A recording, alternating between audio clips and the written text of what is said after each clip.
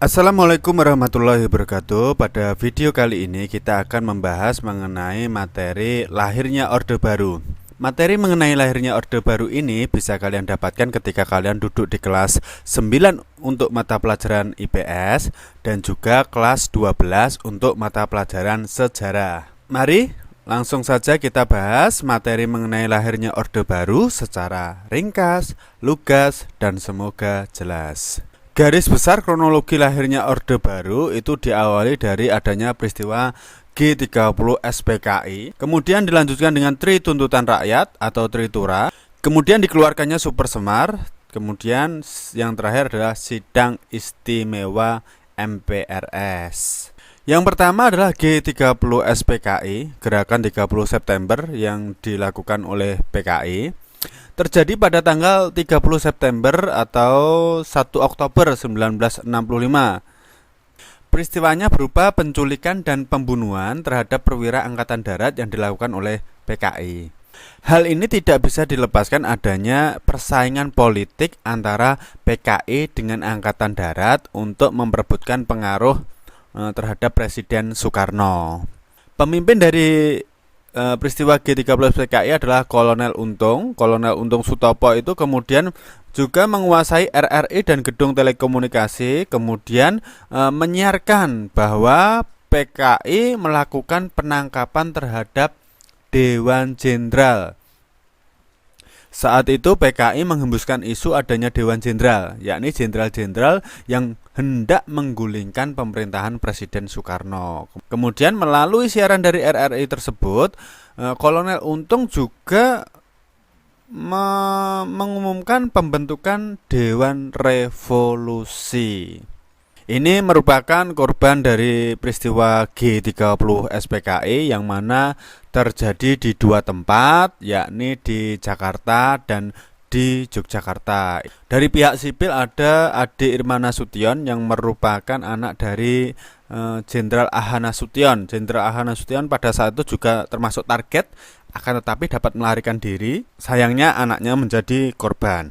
Yang pertama ini adalah Ahmad Yani, kemudian ada Suprapto, ada Maijen MT Haryono, ada Maijen S. Parman, Brigjen Sutoyo Siswo Miharjo, ada Brigjen DI Panjaitan, kemudian ada Letu Pierre Tendian, ada Brigadir Polisi Karel Satswit Tubun, dan ini Kolonel Sutamso dan Letko Sugiono ini korban di Yogyakarta, sedangkan 8 ini korban di Jakarta. Nah, korban peristiwa G30 SPKI kemudian dikenal sebagai pahlawan revolusi. Penyelesaian dari G30 SPKI ini kemudian pada tanggal 1 Oktober pukul 19.00 dilakukan operasi militer pasukan RPKAD di bawah pimpinan komandannya yakni Kolonel Sarwo Edi Wibowo. Kolonel Sarwo Edi Wibowo ini merupakan bapak dari almarhum Ibu Ani Yudhoyono yang merupakan istri dari Presiden kelima Indonesia. Pasukan RPKAD kemudian berhasil menguasai RRI dan gedung telekomunikasi. Selanjutnya Mayor Jenderal Soeharto mengeluarkan pengumuman melalui RRI yang isinya adanya perebutan kekuasaan terhadap pemerintah oleh Gerakan 30 September. Kemudian Gerakan 30 September telah menculik 6 perwira tinggi Angkatan Darat yang nanti mendapatkan gelar pahlawan revolusi. Yang ketiga, bahwa Presiden Soekarno dan Menko Hankam yakni A.H. Nasution dalam keadaan sehat. Yang keempat, rakyat dianjurkan untuk tetap tenang dan waspada. Jadi peristiwanya 30 September tengah malam, penculikannya tanggal 1 Oktober pagi, kemudian berhasil direbut kembali pada tanggal 1 Oktober jam 19.00. Peristiwa penting, tanggal 1 Oktober itu RRI dan gedung telekomunikasi berhasil dikuasai. Maijen Soeharto memberikan pengumuman tadi. Tanggal 2 Oktober, Jakarta berhasil dikuasai oleh RPKAD. Maijen Soeharto kemudian menghadap ke Presiden Soekarno untuk melaporkan kondisi yang ada. Tanggal 3 Oktober, Mayor Jenderal Soeharto diangkat sebagai Panglima Komando Operasi Pemulihan Keamanan dan Ketertiban atau Kopkamtib. Tanggal 4 Oktober, pengangkatan jenazah para jenderal dari sumur tua di daerah Lubang Buaya. Penemuan para jenderal ini tidak bisa dilepaskan dari peranan polisi Sukitman. Selanjutnya tanggal 5 Oktober para jenderal dimakamkan di Taman Makam Pahlawan Kalibata. Para jenderal 6 tadi mendapatkan gelar pahlawan revolusi. Ini secara kronologis dari tanggal 1 Oktober, 2 Oktober, 3 Oktober, 4 Oktober, 5 Oktober. Kadang peristiwa G30 SPKI itu disebut sebagai peristiwa gestok gerakan 1 Oktober karena terjadinya pada tanggal 1 Oktober. Selanjutnya, pasca gagalnya G30 SPKI, pemerintah itu dianggap tidak segera melaksanakan penyelesaian politik terhadap tokoh-tokoh G30 SPKI seperti DN Aidit itu masih menjabat sebagai wakil ketua MPR dan beberapa menteri yang diduga terlibat dan mendukung peristiwa G30 SPKI masih menjabat. Keadaan tersebut berlarut-larut serta menjurus timbulnya krisis kepemimpinan nasional. Mahasiswa, pemuda, pelajar, partai-partai politik maupun organisasi massa mengutuk pemberontakan G30 SPKI dan menuntut agar PKI segera dibubarkan. Selanjutnya tanggal 25 Oktober 1965 terbentuklah Kesatuan Aksi Mahasiswa Indonesia atau KAMI. Kemudian dilanjutkan dengan pembentukan kesatuan aksi lainnya seperti Kesatuan Aksi Pemuda Pelajar Indonesia atau KAPI, Kesatuan Aksi Pelajar Indonesia KAPI, kemudian Kesatuan Aksi Sarjana Indonesia KASI, Kesatuan Aksi Wanita Indonesia KAWI, Kesatuan Aksi Buruh Indonesia KABI, Kesatuan Aksi Buruh Indonesia atau KAGI.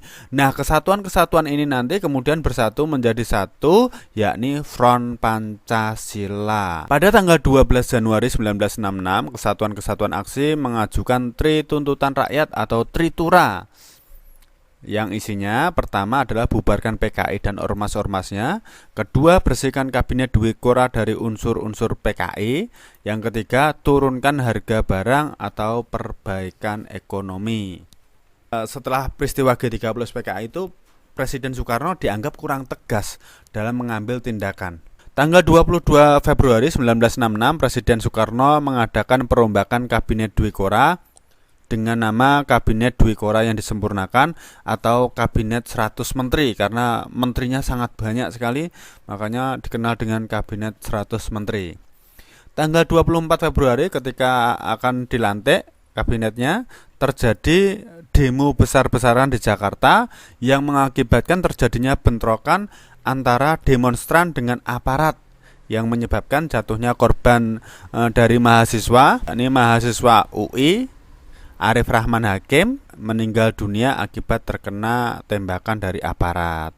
Arif Rahman Hakim ini nanti mendapatkan gelar pahlawan Ampera. Dampak dari demo Presiden Soekarno kemudian membubarkan KAMI. Akan tetapi demo-demo itu tidak berhenti begitu saja. Terus demo, akhirnya terjadilah satu peristiwa penting, yakni lahirnya Super Semar. Saat itu Presiden Soekarno sedang melakukan rapat di Jakarta. Kemudian ada informasi bahwa ada pasukan yang di luar kendali. Jadi ini dalam kondisi bahaya. Kemudian Presiden Soekarno ke Istana Bogor disusul oleh 3 jenderal angkatan darat yang sebelumnya sudah berkonsultasi dengan Soeharto. Jenderalnya yaitu Jenderal Basuki Rahmat, Brigadir Jenderal M. Yusuf, dan Brigadir Jenderal Amir Mahmud. 3 jenderal ini menemui Presiden Soekarno dan menyampaikan bahwa Letjen Soeharto bersedia dan sanggup mengatasi keadaan apabila diberi kepercayaan. Kemudian keluarlah yang namanya Super Semar, Surat Perintah 11 Maret. Adapun isi pokok dari Super Semar itu antara lain pengemban Super Semar mengambil segala tindakan yang dianggap perlu untuk terjaminnya keamanan dan ketertiban serta kestabilan jalannya pemerintahan dan jalannya revolusi serta menjamin keselamatan pribadi dan kewibawaan pemimpin presiden, panglima tertinggi, pemimpin besar revolusi, mandataris MPRS demi keutuhan bangsa dan negara Republik Indonesia. Kemudian, pengemban Supersemar harus mengadakan koordinasi pelaksanaan perintah dengan panglima-panglima angkatan lain dengan sebaik-baiknya. Makna dari